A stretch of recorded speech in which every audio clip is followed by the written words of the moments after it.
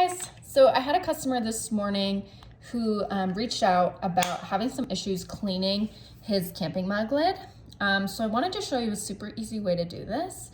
A lot of times things will get stuck underneath this slider and it's not the most intuitive thing to open or get off, so I will show you how to do it.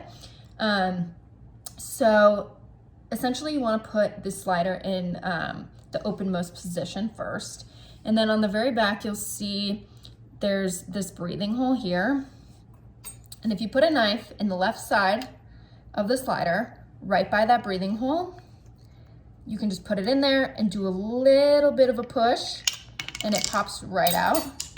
Then you can kind of clean underneath there, and then when you want to put it back in, you put the slider at the very top and then just very gently pop it back in, and it should work like normal. Also, a quick reminder that we do offer replacement lids online. So if you have any issues with breaking it or you lose it, you can always get a new one for life. So go to humannaturedesigns.com and just search in the search bar for replacement lid, and you'll see this lid listed as a listing.